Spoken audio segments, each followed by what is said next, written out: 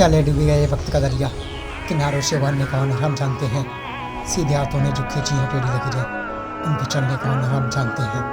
Hello नमस्ते दोस्तों, मैं आपका चंद्रपाल रावत आपका स्वागत करता हूं जी के and yes channel bye CP Rawat में। दोस्तों तो आज हम बात करने वाले हैं पादप कोशिका तथा जंतु कोशिका में अंतर क्या होता है। दोस्तों इसके बारे में हम बात करने वाले हैं कि पादप कोशिका तथा जंतु कोशिका में अंतर क्या होता है। तो दोस्तों इसके बारे में हम बात करने से पहले आपसे एक निवेदन है कि अगर आपने हमारे चैनल को सब्सक्राइब नहीं किया है तो मेरे चैनल को सब्सक्राइब कर लीजिए और बेल आइकन को दबा दीजिए जिससे हर वीडियो की नोटिफिकेशन मिलती रहे। और दोस्तों साथ ही साथ लाइक कर दो, लाइक कर दिया करो जिससे हमें मोटिवेशन मिले, जिससे दोस्तों हम आपके लिए ऐसी प्रकार की वीडियो बनाते रहें। तो दोस्तों हम पादप कोशिका तथा जंतु कोशिका में अंतर केवल केवल कोशिका अंगों के आधार पर कर सकते हैं कि पादप कोशिका में और कोशिका जंतु कोशिका में क्या अंतर पाया जाता है। तो हमने जैसा आपको बताया था दोस्तों कि पहला दिया गया है इसमें कोशिकांग कोशिका व्यक्ति। तो कोशिका व्यक्ति के बारे में कुछ फैक्ट दिए गए हैं दोस्तों। तो कोशिका व्यक्ति के बारे में क्या फैक्ट दिए गए हैं कि कोशिका व्यक्ति पादप कोशिका में कोशिका झिल्ली के चारों ओर सेल्यूलोज की जो निर्जीव भित्ति पाई जाती है। क्या होता है दोस्तों, जो पादप कोशिका होती है उसमें चारों तरफ क्या है, एक सेल्यूलोज की परत पाई जाती है जिसे कोशिका भित्ति कहते हैं। और दोस्तों इसमें क्या है, जंतु कोशिका में कोशिका व्यक्ति का अभाव होता है, मतलब कोशिका व्यक्ति नहीं पाई जाती। अभाव का मतलब होता है कोशिका व्यक्ति नहीं पाई जाती। तो दोस्तों आपने देखा होगा कि पेड़ों के जो छाल होती है वही क्या होती है, कोशिका वित्ती होती है। अब आगे क्या दिया गया है दोस्तों, दूसरा दिया गया है हरित लवक। तो हरित लवक 3 प्रकार के होते हैं दोस्तों। तो आपने अगली वीडियो में हमने बता चुके हैं कि 3 प्रकार के होते हैं, कौन कौन से होते हैं उनमें विस्तार से हमने बताया है। लेकिन दोस्तों इसमें केवल इतना ही बताएंगे, 3 प्रकार के होते हैं। तो पादप कोशिकाओं में क्या है दोस्तों, प्रकाश संश्लेषण का जो अंगक होता है यानी जो अंगक कहलाता है वो क्या होता है, हरित लवक होता है। क्या होता है दोस्तों, जो प्रकाश संश्लेषण का कार्य करता है हरित लवक करता है। किसमें करता है दोस्तों, पादप में।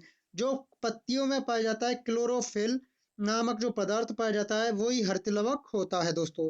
लेकिन दोस्तों आप देखते हैं कि जंतु कोशिकाओं में हरित लवक नहीं पाए जाते।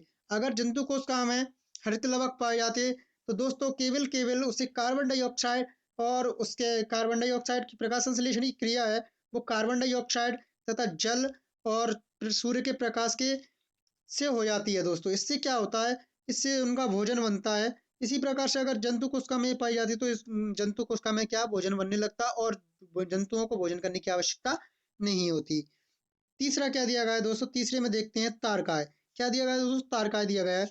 तो तारकाय पादप कोशिकाओं में तारकाय अनुपस्थित होता है। क्या है दोस्तों, पादप कोशिका में तारकाय अनुपस्थित होता है लेकिन जंतु कोशिका में तारक काय पाया जाता है। तारकाय पाया जाता है जो तारों के नुमा आकृति का होता है, तारों का जैसा जाल पूरा होता है कोशिकाओं में। लेकिन जंतु कोशिका में पाया जाता है, पादप कोशिका में नहीं पाया जाता है। ठीक है दोस्तों, क्या दिया गया है, अगला दिया गया है गोल्जी काय। क्या दिया गया है दोस्तों, गोल्जी का दिया गया है। पादप कोशिका में गोल्जी काय कम विकसित होता है। पादप कोशिका में क्या होता है दोस्तों, गोल्जी काय कम विकसित होता है। पादप कोशिका में क्या है दोस्तों, गोल्जी काय कम विकसित होता है। लेकिन जंतु कोशिका में यह पूर्णतः विकसित होता है। जंतु कोशिका में यह पूर्णतः विकसित तथा सक्रिय होता है जो उपाचय क्रियाओं में भी भाग लेता है। ठीक है दोस्तों, अगले के कोशिकांग की तरफ बढ़ते हैं। संचित भोजन, ये कोशिकांग नहीं है दोस्तों, मतलब ये क्या भोजन जो बनाते हैं, मतलब जो भोजन करते हैं वो किसके रूप में संचित करते हैं, यानी ऊर्जा को किसके रूप में संचित करते हैं। तो देखो दोस्तों इसमें क्या दिया गया है कि पादप कोशिकाओं में संचित भोजन मंड यानी स्टार्च के रूप में उपस्थित रहता है। किसके रूप में दोस्तों, स्टार्च के रूप में उपस्थित रहता है। तथा जंतु कोशिकाओं में यह संचित भोजन ग्लाइकोजन के रूप में रहता है। किसके रूप में रहता है दोस्तों, ग्लाइकोजन के रूप में रहता है। ठीक है दोस्तों, आगे बढ़ते हैं। अब आगे बढ़ते हुए अपन ये दिए गए हैं, 2 चित्र दिए गए हैं दोस्तों, कोशिका जंतु कोशिका तथा पादप कोशिका के। तो दोस्तों आप दिखा रहे होंगे जो ये परत पाई जाती है, ये चारों तरफ इसके जो कोशिका की परत पाई जाती है वो क्या होती है दोस्तों, जो छाल होती है पेड़ों की वही क्या है इसकी कोशिका वित्ती होती है, जो जंतु कोशिका में पादप कोशिका में पाई जाती है। केवल ये पादप कोशिका में पाई जाती है। तो आप देख रहे होंगे दोस्तों, इधर में दोस्तों क्या है, ये पादप कोशिका है और ये क्या है दोस्तों, जंतु कोशिका का नामांकित चित्र दिया गया है। इसमें कई प्रकार के कोशिका अंग उसमें समाहित होते हैं। लेकिन दोस्तों अब आपसे बात करते हैं, एक अलग फैक्ट दिए गए हैं जिनके बारे में हम बात करते हैं आपसे। तो दोस्तों इसमें फैक्ट दिया गया है नंबर 1, क्या फैक्ट दिया गया है कि जो केंद्रक न्यूक्लियस यानी केंद्रक यानी न्यूक्लियस इसी कोशिका का नियंत्रण नियंत्रण कक्ष भी कहा जाता है। केंद्रक को क्या है दोस्तों, जो न्यूक्लियस होता है उसको क्या है, कोशिका का केंद्रक कक्ष भी कहा जाता है। तथा केंद्रक की खोज रॉबर्ट ब्राउन ने 1831 में की थी। किसने की थी दोस्तों, रॉबर्ट ब्राउन ने 1831 में की थी। अब दोस्तों अगले के पॉइंट की तरफ बढ़ते हैं। अगले पॉइंट में क्या दिया है, केंद्रक का अध्ययन कैरियोलॉजी कहलाता है। जो केंद्रक का अध्ययन होता है वो दोस्तों क्या कहलाता है, कैरियोलॉजी कहलाता है। क्या कहलाता है दोस्तों, कैरियोलॉजी कहलाता है। अब अगले पॉइंट की तरफ बढ़ते हैं। केंद्रक में पाई जाने वाली झिल्ली, केंद्रक में पाई जाने वाली झिल्ली गाढ़ा तरल द्रव्य केंद्रक द्रव्य होता है। क्या होता है दोस्तों, केंद्रक में पाई जाने वाली झिल्ली गाढ़ा द्रव्य पदार्थ होता है, जिसे हम जीव द्रव्य के नाम से भी जानते हैं और उसे जीवन का भौतिक आधार कहा जाता है। ठीक है दोस्तों, आगे बढ़ते हैं। केंद्रक द्रव्य के अंदर गोलाकार, जो केंद्रक में जो द्रव्य होता है दोस्तों, उसमें गोलाकार न्यूक्लियस केंद्रिकाएं पाई जाती हैं, छोटी छोटी, उन्हें न्यूक्लियस कहलाते हैं। तथा ये क्या करते हैं, जो आरएनए और प्रोटीन का संश्लेषण हमारे शरीर में ये केंद्रिकाओं के द्वारा ही होता है। ठीक है दोस्तों, जो छोटी छोटी संरचना पाई जाती हैं वो केंद्रिकाएं कहलाती हैं और इनके द्वारा ही हमारा क्या है, आरएनए और तथा प्रोटीन का संश्लेषण होता है। अब देखते हैं दोस्तों क्या अगला फॉन्ट क्या दिया गया। अगले फॉन्ट में दिया गया है कि केंद्रक द्रव्य में महीन धागेनुमा जाल जो क्रोमो क्रोमेटेन जाल कहलाता है। क्या कहलाता है दोस्तों, जो धागेनुमा जाल होता है उसे क्रोमेटेन जाल कहलाता है। क्या कहलाता है दोस्तों, क्रोमेटेन जाल कहलाता है। अब देखते हैं, आगे बढ़ते हैं दोस्तों कि इसमें केंद्रक में जो आपको दिखाई दे रहा होगा कि उसमें बहुत सारी संरचनाएं दी गई हैं दोस्तों। इसमें बहुत सारी संरचना कैसी दी गई है, देखो, अंत प्रद्रव की जाल का दी गई, बाह्य केंद्र की जाल का दी गई तथा आंतरिक जाल का दी गई है। तथा परकेंद्र अवकाश भी दिया गया है, जो उसमें मतलब बाह्य आंतरिक केंद्रक झिल्ली और तथा बाह्य केंद्रक झिल्ली के अंदर जो अवकाश पाया जाता है, मतलब जो गैप पाया जाता है, वही क्या है दोस्तों, अवकाश कहलाता है। इस प्रकार से राइबोसोम इसका, इसमें बहुत सारी जो राइबोसोम क्या होता है दोस्तों, प्रोटीन का संश्लेषण हमारे शरीर में करता है। इसी प्रकार से बहुत सारे अंग दिए गए हैं। अब आगे बढ़ते हुए दोस्तों देखते हैं कि अगले फैक्ट में क्या दिया गया है। तो कुछ फैक्ट दिए गए हैं, अब आप उनको देखते हैं दोस्तों। तो इस फैक्ट में दिया गया है दोस्तों, कोष का विभाजन के समय क्या दिया गया है दोस्तों, कोष का विभाजन के समय यह क्रोमेटेन जो जालनुमा पाए जाते हैं, कुंडलियां होती हैं, जो गुणसूत्र क्रोमोसोम, यानी जो क्या है दोस्तों, क्रोमेटेन थे, वो जालनुमा कुंडलियों होकर गुणसूत्र यानी क्रोमोसोम बनाते हैं। क्या बनाते हैं दोस्तों, जो कुंडलियां बनाकर क्या बनाते हैं, क्रोमोसोम बनाते हैं। गुणसूत्रों पर जीन लगे होते हैं। क्या होते हैं दोस्तों, जीन लगे होते हैं, जिनके द्वारा हमारे एक संतति में तथा एक पीढ़ी में से दूसरी पीढ़ी में क्या है, गुणों का आदान प्रदान होता है। ठीक है दोस्तों, अगले पॉइंट में क्या दिया गया है। अगले पॉइंट में दिया गया है, जीन व गुणसूत्र, यानी जीन व गुणसूत्र डीएनए के बने होते हैं। जो गुणसूत्र और जीन होते हैं वो किसके बने होते हैं, डीएनए के बने होते हैं। डीएनए को आनुवांशिक पदार्थ व जीन की आनुवांशिक इकाई कहा जाता है। मतलब डीएनए को आनुवांशिक पदार्थ कहा जाता है और जीन को क्या कहा जाता है दोस्तों, जीन को आनुवांशिक इकाई कहा जाता है। ठीक है दोस्तों, अब देखते हैं अगले पॉइंट में क्या दिया गया। अगले पॉइंट में दिया गया है कि गुणसूत्र की खोज स्ट्रासबर्ग व गुणसूत्र नाम बाल्डियन ने दिया था। गुणसूत्र की जो खोज की गई थी दोस्तों, वो स्टार्स। हाँ तो दोस्तों अगला पॉइंट क्या दिया गया है, अगले पॉइंट के बारे में देखते हैं दोस्तों। अगले पॉइंट में दिया गया है कि प्रत्येक जाति के जीवों में क्या दिया गया है दोस्तों, प्रत्येक जाति के जीवों में गुणसूत्रों की संख्या निश्चित होती है।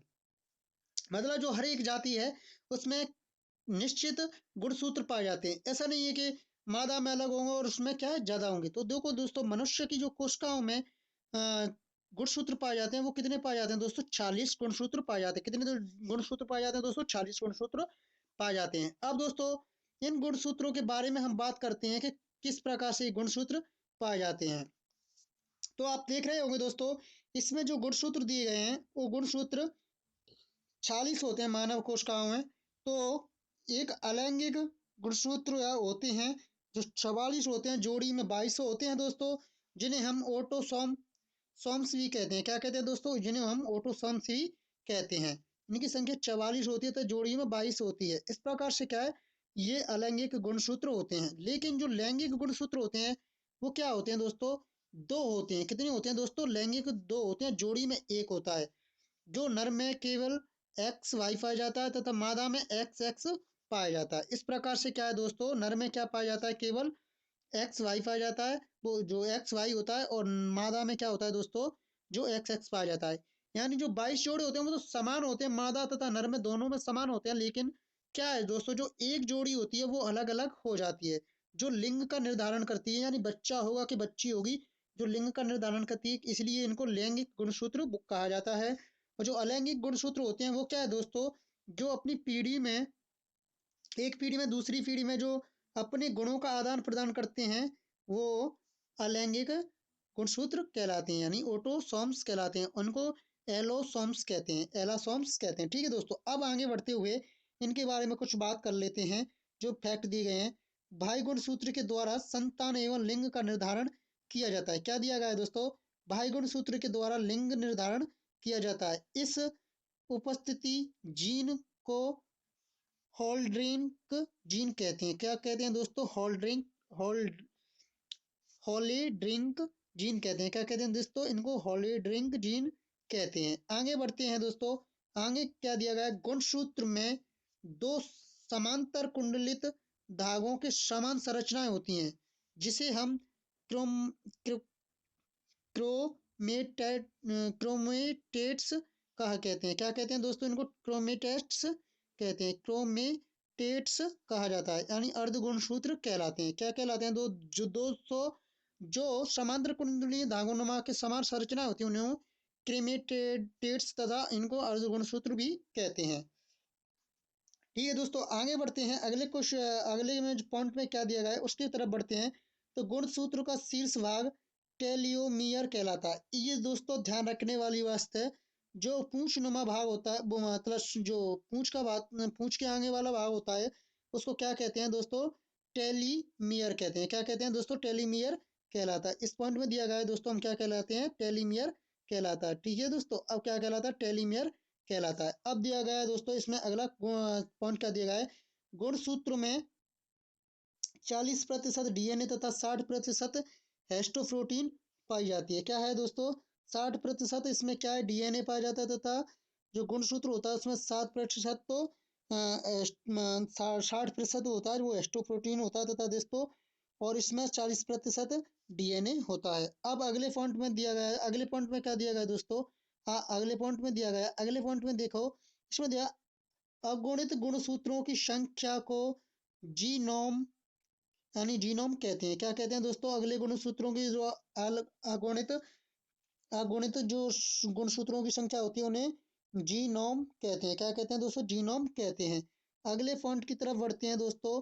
कायिक कोशिकाओं में गुणसूत्र द्विगुणित तथा 2n से दर्शाया जाता है, और युग्मकों में गुणसूत्रों की संख्या n को करती है, अगुणित n को दर्शाती है। दो गुणित को मतलब 2n से दर्शाया जाता है, और अगुणित को n से दर्शाया जाता है।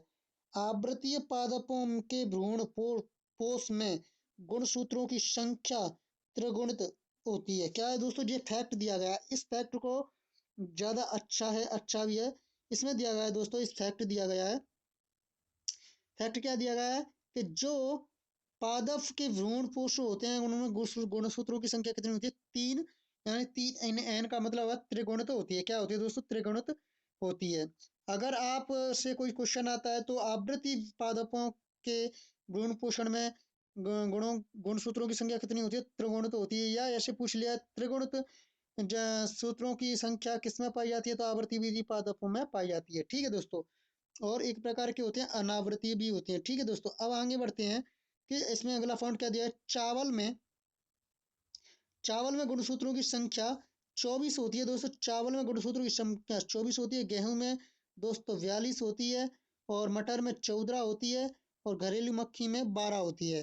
तो दोस्तों आपको दिखाओ, चावल में गुणसूत्रों की संख्या कितनी होती है? 24 होती है। गेहूं में 42 होती है, तथा घरेलू मक्खी में 12 होती है, तथा दोस्तों अगला क्या इसमें दिया गया है, मटर में कितनी होती है दोस्तों, 14 होती है। ठीक है दोस्तों, अब आगे बढ़ते हैं अगले पॉइंट की तरफ। अगले पॉइंट में क्या दिया गया है कि सर्वाधिक गुणसूत्र किसमें पाए जाते हैं दोस्त।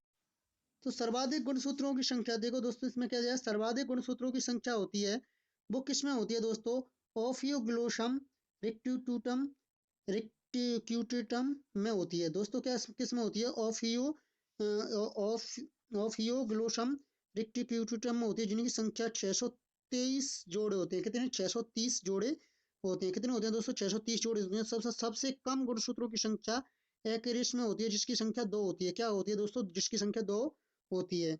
अब दोस्तों आगे बढ़ते हैं। आगे में अगले में क्या दिया गया है दोस्तों, अगले में दिया गया है, अगले पॉइंट में सबसे बड़ा गुणसूत्र किसका होता है, ड्रोसोफिला का होता है, जो फलमक्खी के नाम से जानी जाती है। ड्रोसोफिला फलमक्खी के नाम से जानी जाती है। ठीक है दोस्तों, अब दिया गया है, आपको दिखा रहा है इसमें जीन 3 उप इकाइयों से बना होता है। जीन जो 3 उप इकाइयों से बना होता है वो कौन कौन सी होती है। नंबर 1 होती है सिस्ट्रोन। सिस्ट्रोन होती है जिसे कार्यात्मक इकाई कहा जाता है। सिस्ट्रोन को क्या कहा जाता है दोस्तों, कार्यात्मक इकाई कहा जाता है। और रिकॉन को कहा जाता है पुनः संयोजन की इकाई, तथा म्यूटेशन को कहा जाता है उत्परिवर्तन की इकाई कहा जाता है। किसको कहा जाता है, उत्परिवर्तन की इकाई, म्यूटेशन को कहा जाता है। अब आगे बढ़ते हैं, अगले पॉइंट में क्या दिया है, संलग्नता की खोज मॉर्गन ने की थी। किसने की थी दोस्तों, संलग्नता की खोज मॉर्गन ने की थी। और कॉनवर्ग ने डीएनए का संश्लेषण किया था। कॉनवर्ग ने क्या किया था, डीएनए का संश्लेषण किया था दोस्तों। कॉनवर्ग ने डीएनए का संश्लेषण किया था। एक जीन एक एंजाइम सिद्धांत वेल्ड एवं टेटम ने दिया था। जो एक जीन एवं एक एंजाइम का सिद्धांत किसने दिया था, बिल्डल टेटम ने दिया था। ठीक है दोस्तों, अब दोस्तों आप वीडियो को लाइक कर देना। थैंक यू दोस्तों, फिर मिलते हैं किसी अन्य वीडियो के साथ में और अच्छे से टॉपिक के साथ में। थैंक यू दोस्तों, नमस्ते।